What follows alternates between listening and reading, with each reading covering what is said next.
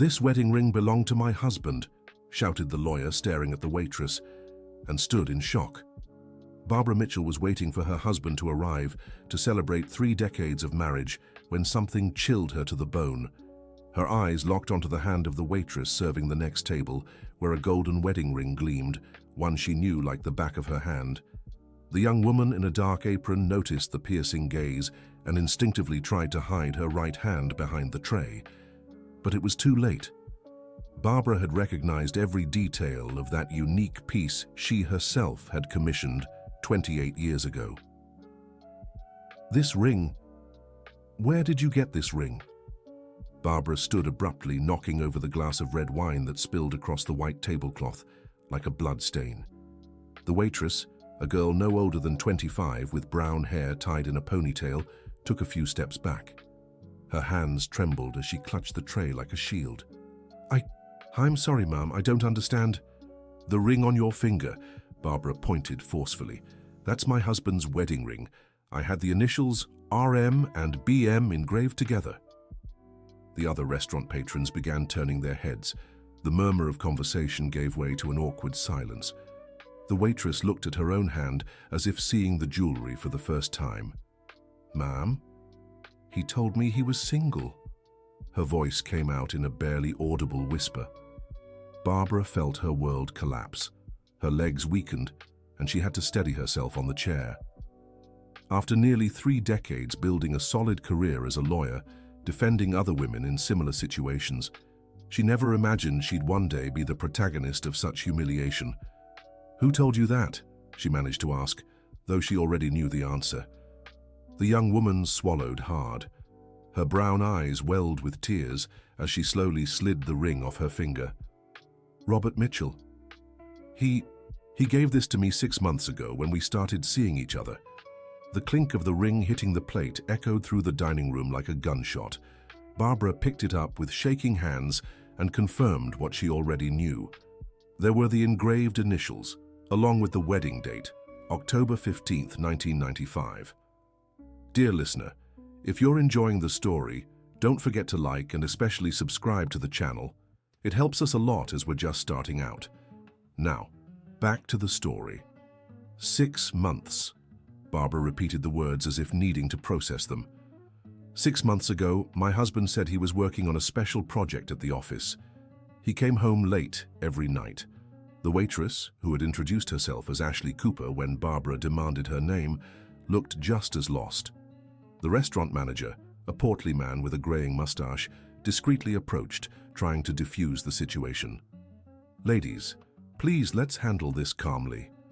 "Calmly?"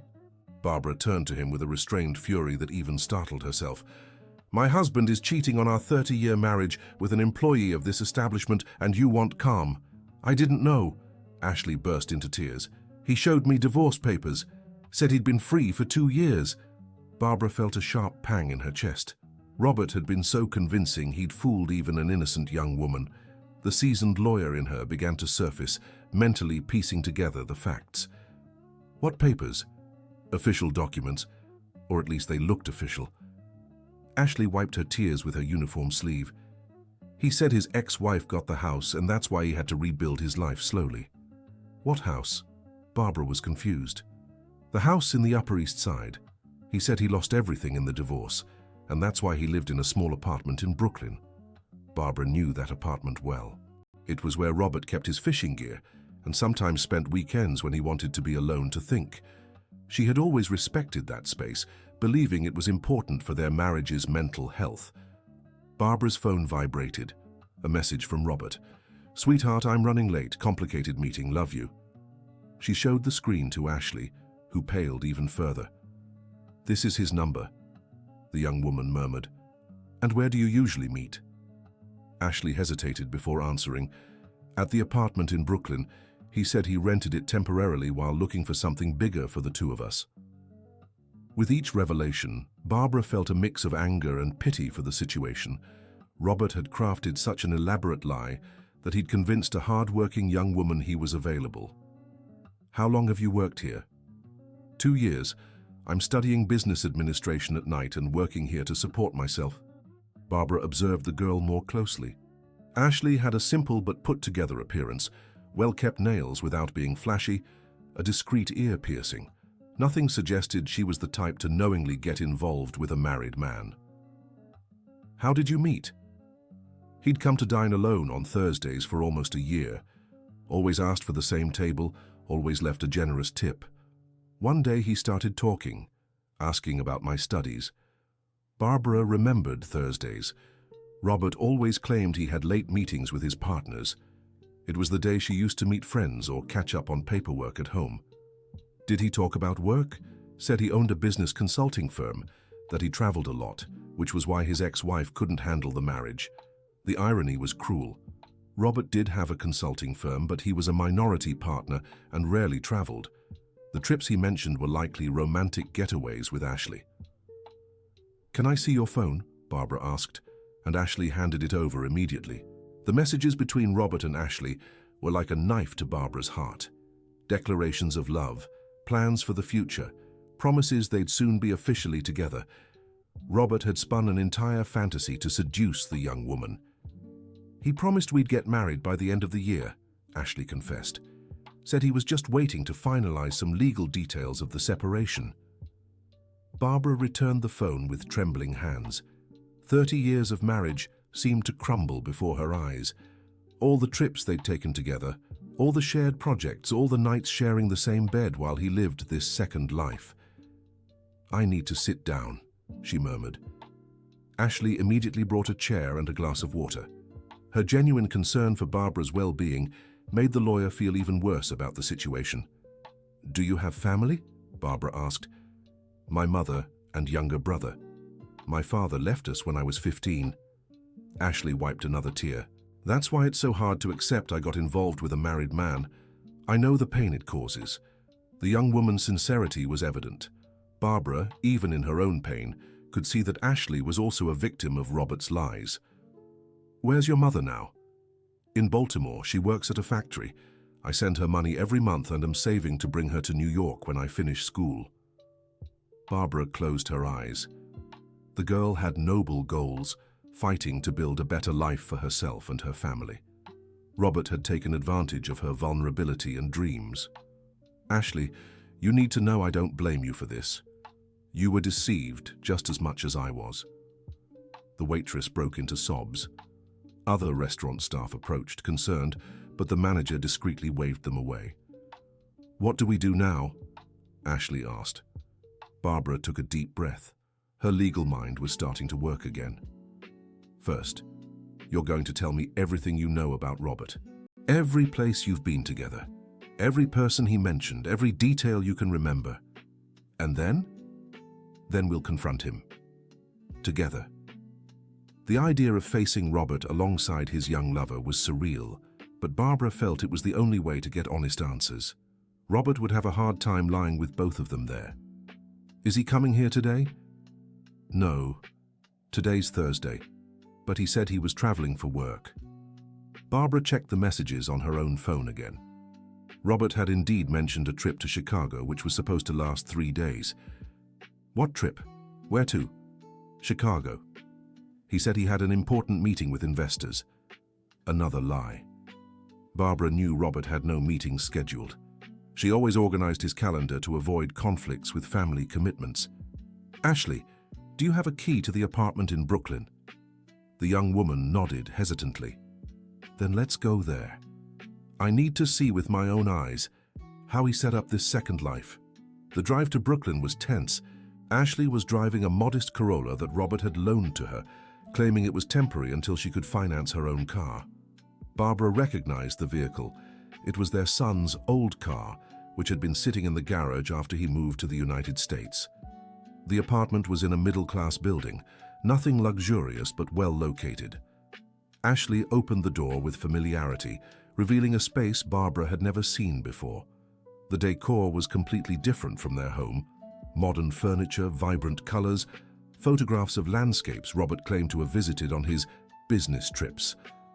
But what stood out most were the photos of Robert and Ashley scattered around the living room. He said these were the first happy photos he'd taken in years, Ashley commented sadly. Barbara examined the images. Robert looked genuinely happy, with a smile she hadn't seen in a long time. Had their marriage really deteriorated so much that he needed to find happiness elsewhere? Do you go out together often? Every weekend, movies, restaurants, the beach? He said he wanted to make up for lost time being unhappy. Barbara remembered the weekends. Robert always made excuses to go out alone or with work friends. Fishing, soccer, casual meetings. She'd never suspected because she trusted him completely. The fridge was full of foods Robert didn't eat at home, imported beers, specialty cheeses, exotic fruits. He was truly living a completely different life there. Ashley, can I ask you a personal question? Of course. Is Robert affectionate with you? The young woman blushed slightly. Very. He says he's never felt so cared for by anyone. That I brought youth back into his life. Every word felt like a stab to Barbara. She remembered how distant Robert had become in recent years, blaming work fatigue and the stress of aging. Does he talk about children? Sometimes. He says he has a son who lives abroad, but their relationship is complicated because of a traumatic divorce. Barbara shook her head. Michael, their son, kept in constant contact with both parents. He had called just the week before to talk about possibly returning to the US at the end of the year. Ashley opened a drawer and pulled out a small velvet box. He gave me this last month, she said, revealing an engagement ring with a small but well-cut diamond. Barbara's legs trembled again. Robert had proposed to Ashley. The situation was much more serious than she'd imagined. Did he set a date? December. She said she wanted a small wedding, just the two of us and a few close people. December was when she and Robert would celebrate their 30th anniversary. Barbara had started planning a party to mark the occasion, thinking of inviting friends and family to celebrate 3 decades together. Ashley, I need your help with something. Anything. I need to know if Robert has other relationships besides the two of us. The young woman looked confused. Other relationships? Men who can maintain such an elaborate lie sometimes do this with more than one person. Ashley picked up her phone and began checking Robert's social media. Barbara watched over her shoulder and was shocked to discover her husband had an Instagram profile she knew nothing about. Did he post photos with us? Barbara asked. A few, but always careful not to show my full face. He said it was for security because of his job. Barbara analyzed the posts. Robert had created a completely different persona online. Adventurous, single, successful. The photos showed moments she didn't recognize, places they'd never visited together. Look at this, Ashley pointed to a photo of Robert on a beach. Hawaii. He said it was a business trip last year. Barbara remembered the occasion. Robert had claimed he'd spend a week in Chicago handling company paperwork. Instead, he'd taken Ashley on a romantic getaway. So many lies, she murmured. Ashley's phone rang. It was Robert. Answer it, Barbara instructed. Pretend everything's normal.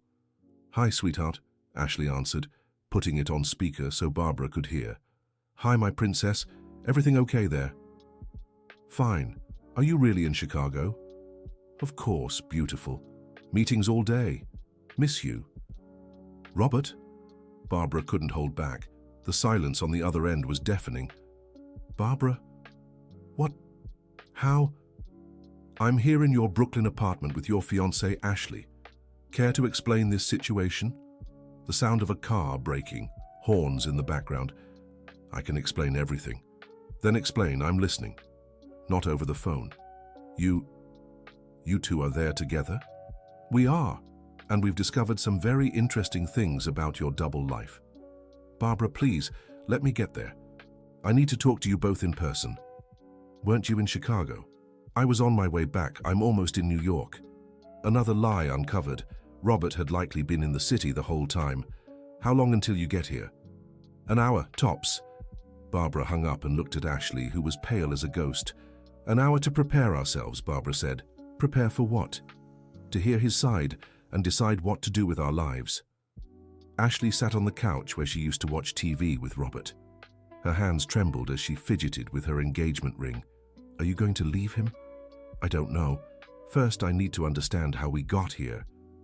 What about me? What do I do with all this? Barbara sat beside the young woman. Despite the pain, she could see beyond her own situation. "You're young, Ashley. You have your whole life ahead of you. Don't let this destroy your ability to trust people." "How can you be so understanding?" "Because I've been through many hard times in life, and because I see you're also Robert's victim." Dear listener, if you're enjoying the story, take a moment to like and especially subscribe to the channel. It helps us a lot as we're just starting out. Now, continuing. The two women spent the next hour talking about their lives. Barbara learned that Ashley was a determined young woman who had worked since she was 16 to help her family. She studied at night, saved every penny, and dreamed of starting her own business one day. "Robert promised to help me open a store when we got married," confessed Ashley. "What kind of store?" "Women's clothing. I've been studying fashion and business administration. I wanted something small at first, but my own." Barbara was moved by the simplicity of the young woman's dreams. There was nothing self-serving about Ashley. She truly believed she had found a man who loved and supported her ambitions. "And you?" Ashley asked. "What was your life with him like all these years?" Barbara took a deep breath before answering. "The first years were wonderful. We met in college. He studied business administration, and I studied law. We were so young, full of dreams." "What changed?" "Life. Responsibilities. I dedicated myself to my career, maybe too much. Robert always said he supported me, but deep down, I think he felt diminished by my success." "Did you two try to work it out?" "A few times, but we always ended up postponing the important conversations. Work, the daily rush. We drifted apart without even realizing it."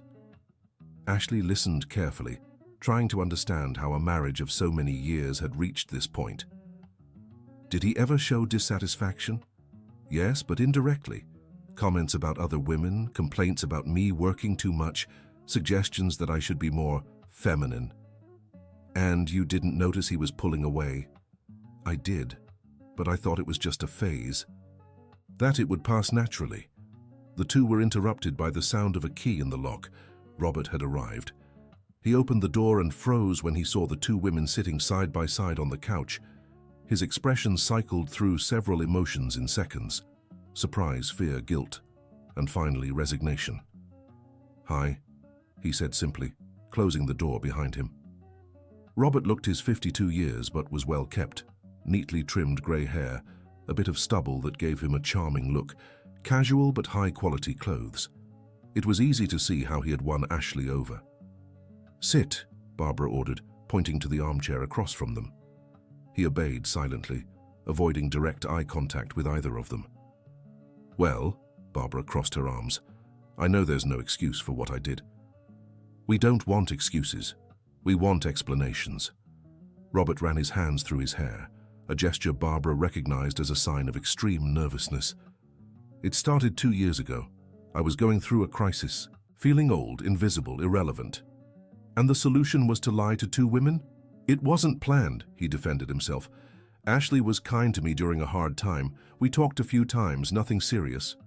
"When did the lies start?" Ashley asked. "When you asked if I was married, I said no. After that, it was impossible to take it back." "Impossible?" Barbara stood up. "You had 2 years to tell the truth."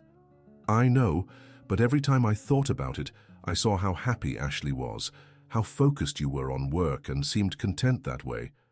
"So it's our fault?" Ashley also stood. "No, it's only my fault. I was a coward." Barbara began pacing the room, observing the objects Robert had chosen to decorate the space. Each item told a story she didn't know. "Robert, do you love her?" The question caught both Robert and Ashley off guard. I care about her a lot." "That's not what I asked. Do you love her?" Robert looked at Ashley, who stood with her arms crossed, waiting for his answer. "Yes, I do." "And me? Do you still love me?" "Barbara, you've been my wife for 30 years. That doesn't answer my question." Robert was silent for several long seconds. "I love you both. In different ways, but I do." "What does that mean?" Ashley stepped closer to him. "Barbara represents my history, my foundation, everything I've built in life. You represent possibilities, youth, a fresh start. And you thought you could have both forever? Barbara was incredulous. I didn't think about the future. I was living in the moment, trying to be happy. At the cost of our happiness. Ashley was visibly irritated. You both seemed happy. Because we didn't know the truth. Barbara sat back down. Robert, do you have any idea of the damage you've caused? He shook his head. Ashley dropped out of school. I didn't drop out, she protested. You're behind because of the weekends you spent with me, Robert admitted.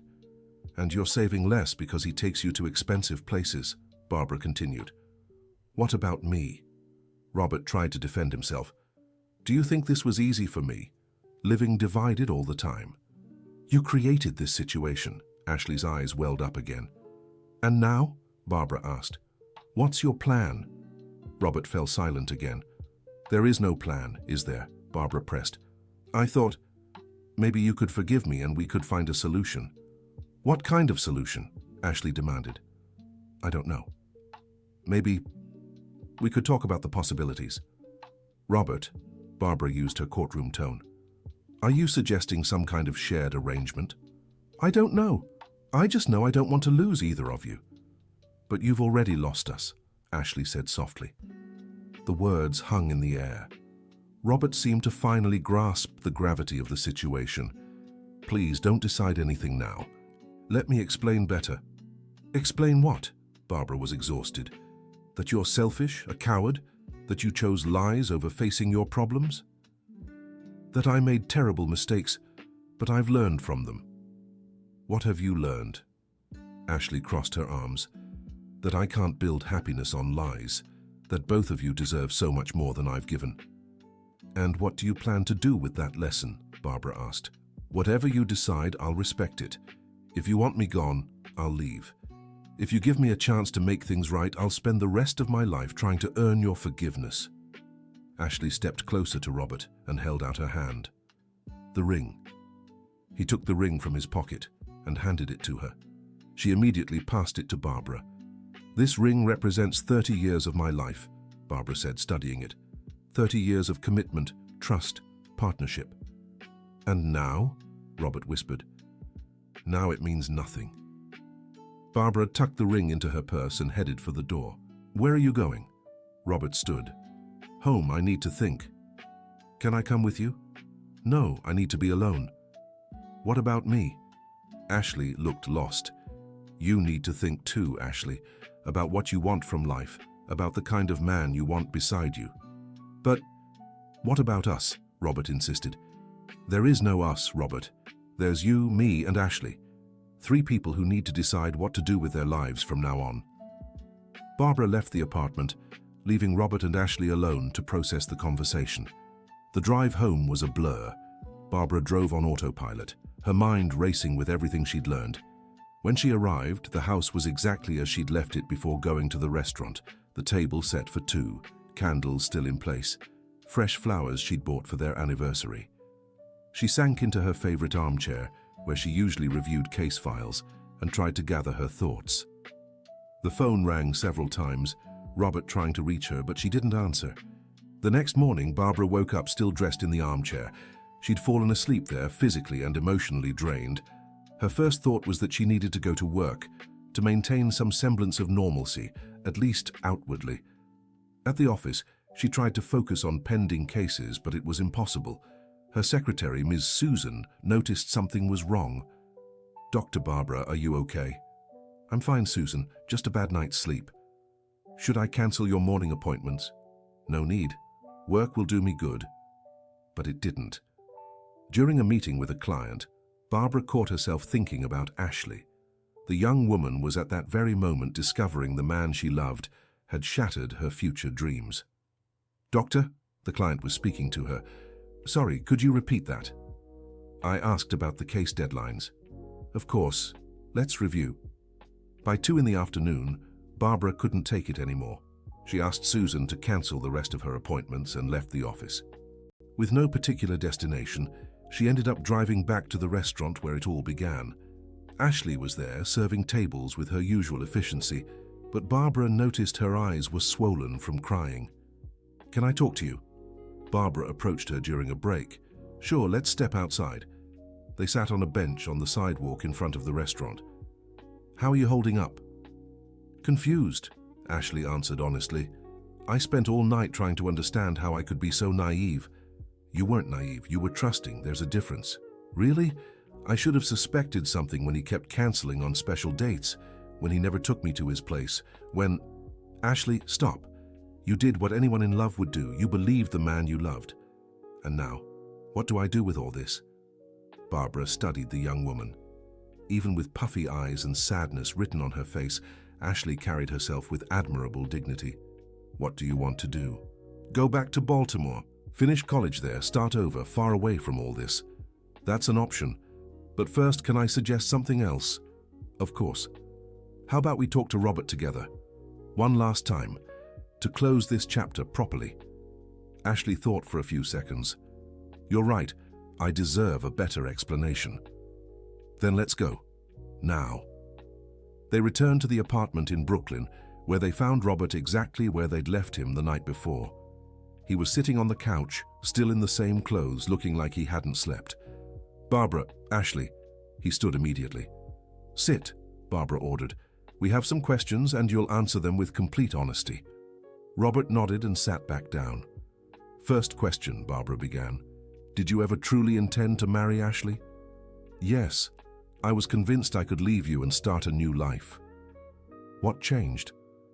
I realized I couldn't throw away 30 years of history, and it wouldn't be fair to Ashley to start a marriage built on lies. Second question, Ashley spoke up. Last night you said you loved me. Is that true? Yes. How can you love two people at once? Robert took a deep breath before answering. Barbara, I love our history, our partnership, the strong, independent woman you've become. But at some point I stopped feeling desired by you, stopped feeling special to you. And with me? Ashley asked. With you, I felt young again, important, wanted, like I could be a better version of myself. So you don't love me, Ashley, Barbara said. You love how you feel when you're with me. The observation left Robert silent. It's different, he finally admitted. It's selfish, Ashley corrected. Third question, Barbara continued. If you had to choose right now, just one of us, who would it be? I can't answer that. You can, and you will, Ashley insisted. Robert looked at both women, clearly tormented. If I chose based on love, I'd pick Barbara. If I chose based on passion, I'd pick Ashley. And based on what's right? Barbara asked. Based on what's right. I wouldn't deserve either of you. Ashley stood and walked to the bedroom. She returned with a small suitcase. I've already packed my things. I won't be coming back here. Ashley, wait. Robert stood up. Robert, I really liked you. I truly did. But I can't be with someone I don't trust. What if I leave Barbara, if I'm only with you? It wouldn't be the same. I'd always wonder if you were lying about something. Barbara watched the young woman's strength and maturity with admiration. You're an incredible woman, Ashley. Robert doesn't deserve you. What about you two? Ashley asked. I don't know yet, but I know you're making the right choice. Ashley stepped closer to Barbara and hugged her. Thank you for treating me with respect. You could have been awful to me, but you chose to be understanding. Women should support each other, not tear each other down. If you ever want to talk, you have my number. Of course. Ashley picked up her suitcase and headed for the door. Before leaving, she looked at Robert one last time. I hope you learn to appreciate what you have. Barbara is a special woman. And with that, she left, leaving Robert and Barbara alone in the apartment. What now? Robert asked. Now, you'll close this apartment and dismantle this double life you've created. What about our marriage? Our marriage also needs to be taken apart and rebuilt, if there's even anything left to rebuild. There is, Barbara. I'm sure there is. There's no certainty about anything, Robert. You destroyed the foundation of everything we had, trust. I can earn your trust back. You can try, but it will take a long time, and it will require deep changes. What kind of changes? First, therapy. Individual and couples. I agree. Second, total transparency. Phone passwords, social media, location always shared. I agree. Third, you'll work with me at the office, where I can see you. But your business almost went bankrupt funding your affairs, I checked. Robert turned red with shame. How do you know? Because now I'm your lawyer too, and I found out you took loans you can't repay. Robert, you didn't just betray our marriage. You jeopardized our financial future. I can fix this. We'll fix it together, or we won't fix anything. Robert nodded, finally seeming to grasp the magnitude of what he'd done. And there's one last condition, Barbara continued. What? You'll find Ashley and give her the money she needs to finish college, without her knowing it's from you. How? I'll figure it out. She deserves to have her dreams come true, even after all this. Robert looked at Barbara with an expression she hadn't seen in years, genuine admiration. How can you be so generous after everything I've done? Because I've learned that holding on to bitterness only hurts yourself, and because Ashley isn't to blame for your lies. Dear listener, if you're enjoying the story, take a moment to like and especially subscribe to the channel. It helps us a lot as we're just starting out. Now continuing. The months that followed were the hardest in Barbara and Robert's marriage. Therapy uncovered deep issues that had been ignored for years. Robert admitted feeling diminished by his wife's professional success, while Barbara acknowledged she had emotionally distanced herself from her husband for the sake of her career. I stopped seeing Robert as my partner and started seeing him just as part of my routine, she confessed, during a particularly intense session. And I took that as rejection. Instead of talking openly about my feelings, Robert admitted. Their therapist, Dr. Elizabeth Carter, a 60-year-old woman with vast experience in marital crises, guided them through the emotional wreckage of their relationship. What you've discovered is that you stopped communicating as a couple and started functioning just as housemates, she observed. Alongside therapy, Barbara maintained discreet contact with Ashley. The young woman had returned to Baltimore but continued her studies. Through a foundation she supported, Barbara managed to secure Ashley a full scholarship along with a monthly stipend for living expenses. How is she? Robert would occasionally ask. Good, focused on her studies and her future. Does she know the money comes from me? No, and she never should. Robert had closed his consulting firm and was now working at Barbara's office as an administrative manager. At first it was humiliating for him, but gradually he realized that being close to his wife helped rebuild their lost intimacy. Mr. Robert, called Susan, the secretary. The documents you requested have arrived. Thank you, Susan. Their relationship with the staff also adjusted over time. Initially there was awkwardness, but their professionalism eventually overcame the difficulties. During this period, Barbara discovered aspects of Robert she had forgotten. His dedication when committed to something, his organizational skills, his warm way of treating people. On the other hand, Robert rediscovered Barbara's passion for justice, her sharp intelligence, and her leadership ability. Do you remember when we first met? Robert asked one evening as they sorted documents together in the office. I do. You were trying to impress Jennifer from economics. And I ended up impressed by you, who wasn't even paying attention to me. Oh, I was paying attention. I just didn't let it show. Why? Because you seemed like the kind of guy who was used to getting any woman he wanted. And you didn't want to be just another one. Exactly. Maybe that's what drew me to you. You were a challenge. I was authentic. There's a difference. Conversations like these slowly rebuilt the couple's emotional closeness. It wasn't a linear process. There were setbacks, arguments, moments when Barbara doubted whether she could ever fully forgive the betrayal. Some nights I wake up and remember everything, she confessed during a therapy session, and the anger comes back full force. That's normal, reassured Dr. Elizabeth. Forgiveness isn't a one-time event. It's a process that needs constant renewal. How do I learn to trust him again? Trust is rebuilt through consistent actions over time. Robert, how are you demonstrating trustworthiness? I share everything with Barbara, where I am, who I talk to, what I do. At first it felt invasive, but now it's become natural. And you, Barbara, how are you receiving these gestures? I'm learning to appreciate his effort, even when I still feel afraid. 6 months after discovering the affair, Barbara received an unexpected call. Hello? Dr. Barbara, it's Ashley. Ashley, how are you? Good. Really good, actually. I finished college and I'm opening my own shop. That's wonderful. Congratulations. I wanted to invite you to the opening. I know it's a little strange, but you were so important to me during that difficult time. It would be an honor. When? Next month. I'll mail you the invitation. Ashley, can I ask you something? Of course. Did you manage to move past all of that? I did. It took time, but I did. And you? I'm trying. Can I share something? Of course. Robert made terrible mistakes, but I saw the way he looked at you that day. There was real love there. You think so? I'm sure of it. The way he talked about you was different from how he talked with me. How so? With me, he talked about feelings. With you, he talked about life. Ashley's words echoed in Barbara's mind for days. Robert, she said one evening as they had dinner at home. Yes? Ashley called me.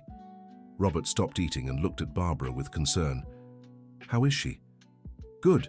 She opened a shop. That's great. She deserves it.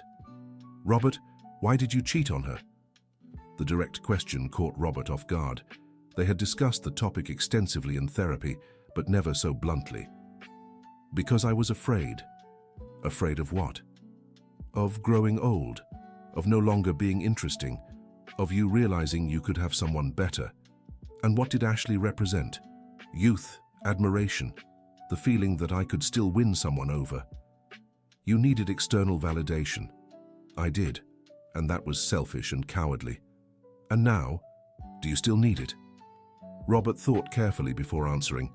No, now I understand that the validation that matters comes from within, and from the person we choose to share our life with. That was an expensive lesson. It was. I almost lost the most important person in my life. Barbara reached across the table and touched Robert's hand. Almost.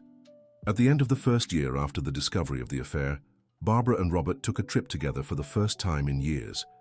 They chose a simple place, an inn in the Blue Ridge Mountains, where they could talk without distractions. You know what I realized, Barbara said as they walked along a trail. What? That we stopped being curious about each other. How so? When was the last time before all this that you asked me about my dreams? About what I wanted for the future, Robert thought. I don't remember. And when was the last time I asked about your frustrations? About what made you happy? I don't remember that either. We became housemates who just shared bills and obligations. And now? Now I want to get to know you again. I want to learn who you've become in all these years we've been together but apart. And I want to admire you again, not just respect or care for you. I want to feel proud to be with you. Do you think that's possible? I think it's already happening. They stopped at a lookout where they could see the entire valley. Barbara, can I ask you something? Of course. Put our wedding ring back on. Barbara looked at her hand. She had taken the ring off the day she found out and never worn it again. I don't know if I'm ready. When you feel ready, let me know, no matter how long it takes. What if I'm never ready? Then we'll find other ways to show our commitment. The flexibility of his answer surprised Barbara. The old Robert would have insisted, argued, tried to convince her. This new version respected her time and her decisions. 3 months later, during a lunch at the office, Barbara quietly slipped the ring back onto her finger. Robert noticed immediately, but said nothing. He simply smiled and continued their conversation about a complicated case. That night at home, he finally mentioned it. Thank you for giving me a second chance. Thank you for earning it. The opening of Ashley's shop happened on a sunny Saturday morning in Baltimore. Barbara went alone, thinking Robert's presence would be awkward for everyone. The shop was small but charming. Ashley had decorated it with great taste, choosing pieces that balanced quality and affordability. She was radiant, greeting guests with a genuine smile. Dr. Barbara. She rushed to hug Barbara as soon as she saw her. Ashley, what a beautiful place. Thank you for coming. I wouldn't have missed it. During the party, Barbara watched Ashley interact with family and friends. The young woman had transformed into a confident, determined, successful woman. It was hard to believe she was the same frightened waitress Barbara had met at the restaurant. "Dr. Barbara," Ashley approached her later in the afternoon. "Can I introduce someone?" "Of course. This is Jason, my boyfriend." Jason was a friendly, earnest-looking young man studying engineering at the same college as Ashley. "Nice to meet you, Doctor. Ashley talks about you a lot." "I imagine not all good things," Barbara joked. "Actually, the opposite. She says you were crucial in helping her understand her own worth." Ashley always had worth. She just needed to rediscover it. Later, as Ashley walked Barbara to the car, she asked an unexpected question. "How's Robert?" "Good. Different, but good." "Did you two manage to reconcile?" "We're trying. Some days are better than others." "Does he deserve a second chance?" Barbara thought about the question. "We all deserve second chances, Ashley. The question is whether we're willing to earn them." "And is he?" "Yes, he is." "That's good. Despite everything, I liked him. And I could see he truly loved you." "How did you know?" "By the way his face changed when he talked about you two. With me, he smiled. With you, he lit up." The drive back to New York was contemplative. Barbara thought about how much life had changed in just over a year. The discovery of the betrayal had been devastating, but also revealing. It forced them both to face their problems with honesty. When she got home, she found Robert preparing dinner. He had learned to cook during that difficult time as a way to contribute more to their relationship. "How was it?" he asked without turning from the stove. "It was good. She's doing well. Happy." "I'm glad for her." "Robert?" "Yes?" She asked about you. This time he turned around. "What did you say?" "That you were doing well, that you were trying to earn a second chance. And am I succeeding?" Barbara walked over and kissed him softly. "You are." 2 years after the betrayal was discovered, Barbara and Robert renewed their vows in an intimate ceremony with only close family present. It wasn't a celebration of returning to who they were before, but of what they had become together. "Barbara," Robert said during the vows, "you taught me that true love isn't about never making mistakes. It's about having the courage to admit them and work to make things right." "Robert," Barbara replied, "you taught me that forgiveness isn't about forgetting. It's about choosing to build something new from the lessons learned." At the small but joyful reception, Michael, their son, gave an emotional toast. "You two faced the worst crisis a marriage can endure and chose to fight for love instead of giving up. That's inspiring." Barbara and Robert exchanged glances. They had learned that marriage wasn't about never having problems, but about facing them together. A few months later, Barbara received a wedding invitation.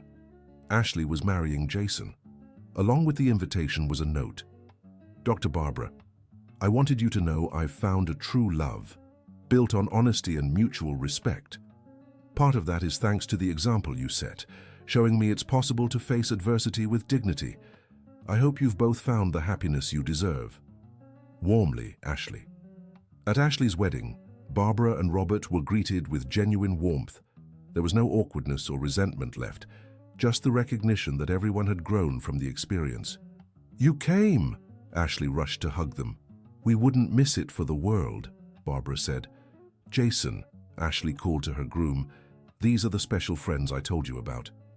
Jason greeted them warmly, without any discomfort. It was clear Ashley had shared her story with maturity and without bitterness. During the reception, Robert requested a song for Ashley and Jason.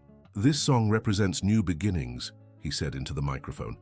"May you always be honest with each other and build a life on truth and respect." Later, while dancing, Barbara remarked to Robert, "You did the right thing, requesting that song. It was the least I could do. She deserves all the happiness in the world. And us? Do we deserve it too? I think we're learning to deserve it more each day." Ashley's wedding was a milestone for Barbara and Robert. It represented the definitive closing of that painful chapter, and the confirmation that they had chosen the right path. 3 years after the betrayal, they decided to move. The house they lived in held too many memories of that difficult time. They wanted a fresh start. "What do you think of this one?" Robert showed an ad on his tablet. "It looks perfect," said Barbara, scrolling through the photos. The new house was smaller than their old one, but cozier. It had a garden Barbara had always dreamed of, and an office where they could work together when needed. "You know what I love most about this house," Robert remarked during the move. "What?" "That we'll decorate everything together, create our story here from the very beginning." "Our new story?" "Exactly." The move symbolized more than just a change of address. It represented their conscious decision to build something new, keeping the lessons they'd learned, but leaving the pain of the past behind. On their first Christmas in the new house, they received a card from Ashley and Jason. The photo showed the happy couple with a tiny baby. "She had a child," Barbara observed. "And she looks radiant," Robert commented. "Do you feel anything seeing this?" "I feel happy for her. And grateful." "Grateful?" "Because she showed me I was on the wrong path. If it weren't for everything that happened, maybe we would have never faced our problems." Barbara held Robert's hand. "Sometimes what seems like a tragedy can be an opportunity in disguise, as long as we have the courage to take it. And we did. We did." 5 years after the betrayal, Barbara and Robert opened a new law firm specializing in family mediation. Their personal experiences had given them a unique perspective on marital crises. "Mrs. Johnson," Barbara said to a client going through a situation similar to hers, "I understand exactly what you're feeling." "How could you possibly understand?" the woman asked, visibly shaken. "Because I've been there. I found out my husband was betraying our 30-year marriage." "And what did you do?" "I fought. We fought. And we rebuilt our relationship on stronger foundations." "Is that even possible?" "It is, but it takes hard work from both sides." "What if he doesn't want to fight?" "Then you fight for yourself, for your dignity, your future, your choices." Robert joined the sessions when appropriate, offering the male perspective on the rebuilding process. "Mr. Robert," one client asked, "how did you deal with the guilt?" "I accepted that I had deeply hurt the person I loved most, and I decided I'd spend the rest of my life making up for it." "But does the guilt ever go away?" "It transforms from something that paralyzes you into something that motivates you to be better." "And your wife, how did she manage to forgive you?" Robert glanced at Barbara before answering. "She chose to give me the chance to prove I could change, and I committed to earning that chance every single day." Family mediation became a passion for both of them. Helping other couples navigate similar crises gave meaning to the suffering they'd endured. "You saved our marriage," a client said after months of therapy. "You saved your own marriage," Barbara corrected. "We just provided tools and perspective." "How do you do it?" "Reliving your own pain to help others." "Because we've learned that shared pain becomes lighter," Robert explained, "and our experience might spare others from unnecessary suffering." At home, after each difficult day at the office, Barbara and Robert discussed their cases, always checking in on how they were handling things emotionally. "Today was tough," Barbara said after an especially intense day. "Mrs. Johnson's case. Yes, it reminded me so much of what we went through." "What bothered you the most?" "Her resignation, as if she accepted that she deserved to be betrayed." "I remember you going through a phase like that." "I did. I questioned what I had done wrong for you to cheat on me." "And what pulled you out of that phase?" "Realizing that your choices were about you, not me." "And now, how do you see our story?" "As a difficult journey that led us to a better place." "Do you regret giving me a second chance?" Barbara thought carefully about her answer. "I don't regret it, but I know it was a risky decision." "Risky how?" "It could have gone wrong. You might not have truly changed. I might never have been able to trust again." "And why was it worth the risk?" "Because I saw you were genuinely remorseful, and because there was still enough love to try." "And now? Is there still enough love?" "Now there's more love than before." because it's love based on truth, not illusions. 7 years after the betrayal, Barbara and Robert celebrated their 40th wedding anniversary. The party was bigger this time, including friends, family, and some of the couples who had helped them over the years. Ashley and Jason were also there, now with 2 young children. "Dr. Barbara," Ashley said during the party, "thank you for teaching me that it's possible to turn pain into growth. Thank you for teaching me that forgiving frees the one who forgives, not just the one who's forgiven." "You two are an example to all of us," Jason remarked. "We're not an example," Robert corrected. "We're just ordinary people who chose to fight for what we believed was worth it." During the anniversary speech, Barbara spoke about the journey they had taken. 40 years ago, we promised to stay together in joy and sorrow, in sickness and health, in wealth and poverty. But no one prepared us for how to keep those promises when everything seemed lost. "We learned that fidelity isn't just about not cheating," Robert continued. "It's about choosing every day to honor the commitment we made. It's working constantly to deserve the love we receive." "And we discovered that forgiving isn't forgetting," Barbara added. "It's deciding that the future can be different from the past." Michael, now married and a father of 2, gave an emotional speech about his parents. "You taught me that relationships aren't perfect, they're work. Daily, conscious, dedicated work, and that it's worth working for the ones we love." At the end of the party, when everyone had left, Barbara and Robert stood alone on their porch, watching the stars. "Do you think we made the right choices?" Barbara asked. "I think we made the choices we could with the knowledge and maturity we had at each moment." "Would you change anything?" "I'd change the fact that I betrayed you, but I wouldn't change the rebuilding process we went through afterward." "Why?" "Because it made us better people, more honest, more aware, more grateful for what we have. And more humble, too. Definitely more humble." Barbara leaned against Robert's shoulder. "You know what I learned from all this?" "What?" "That true love isn't about never hurting the ones we love. It's about having the courage to admit when we do hurt them and working to heal the wounds we cause." "And that marriage isn't a permanent state," Robert added. "It's a choice we make every day. A choice that's sometimes easy and sometimes the hardest thing in the world. But always worth it. Always worth it." They stood there in silence, appreciating the quiet of the night and the certainty that they had built something solid and true together. The following year, Barbara was diagnosed with breast cancer. The news was a shock, but this time they faced the crisis as a united team. "We'll get through this together," Robert said, holding her hand at the doctor's appointment. "I know we will," Barbara replied.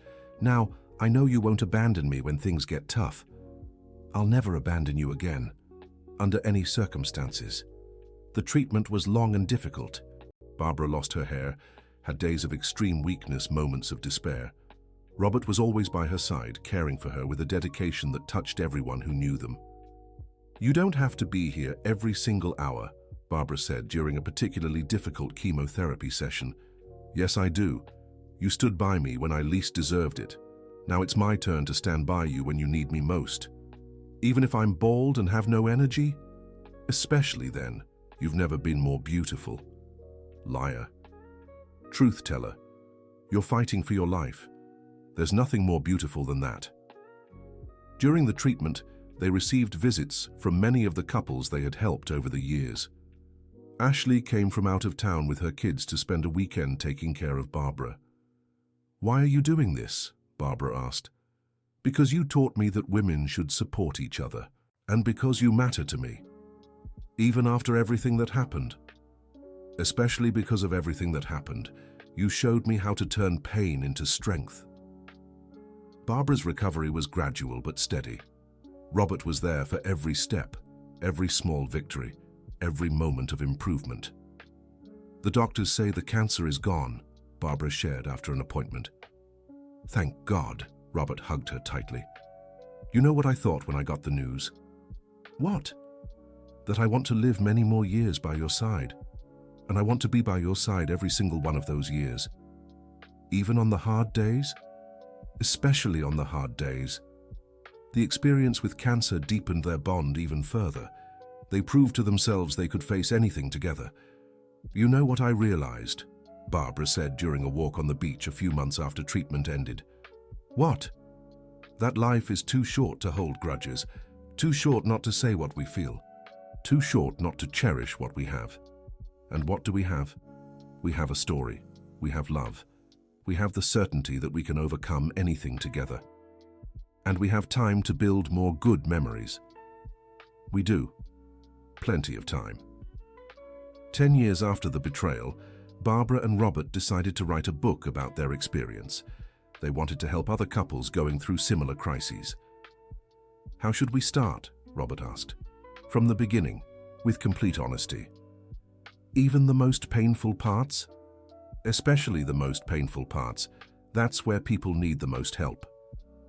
The book took 2 years to complete. They relived every difficult moment, every emotion, every decision. But they also celebrated every victory, every moment of growth, every step toward healing. Are you sure you want to make our story public? Robert asked, before submitting the manuscript to the publisher. I am. If our pain can help others, it's worth it. What if people judge us?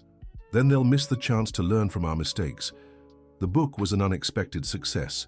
They received hundreds of letters from readers, thanking them for sharing their story.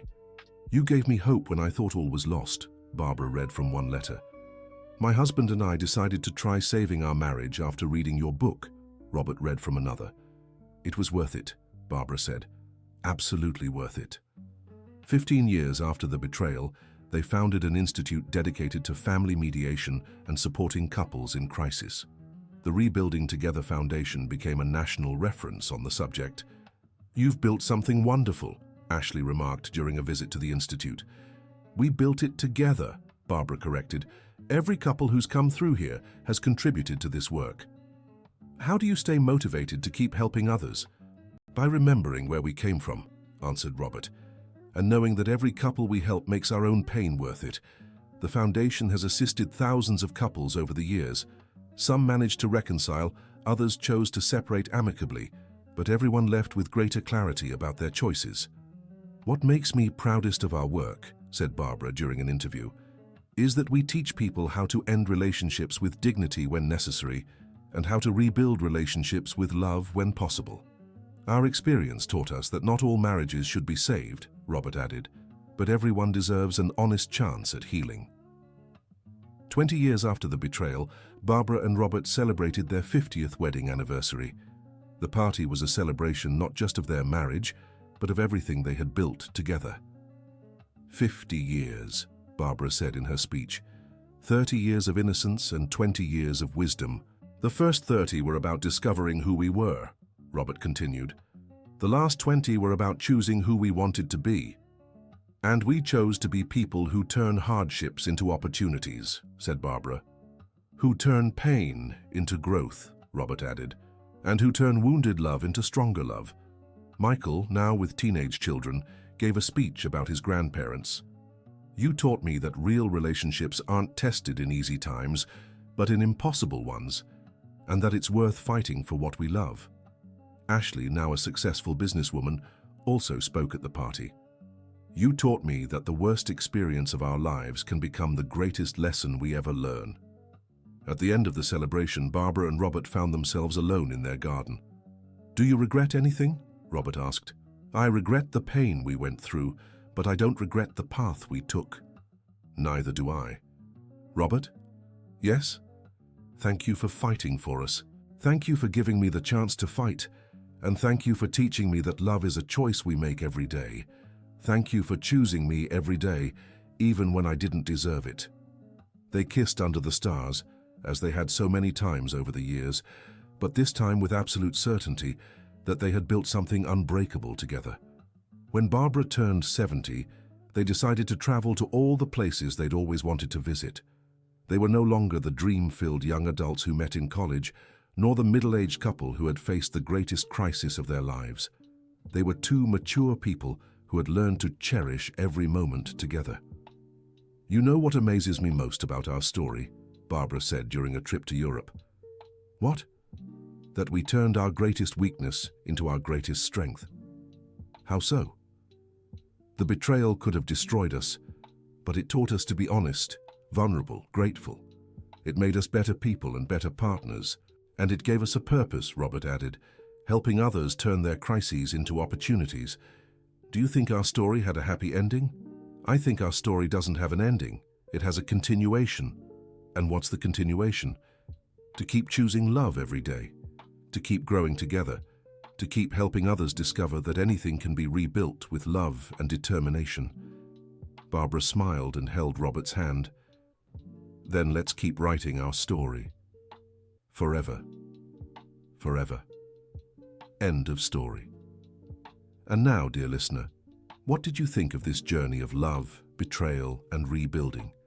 Do you believe Barbara made the right choice in giving Robert a second chance?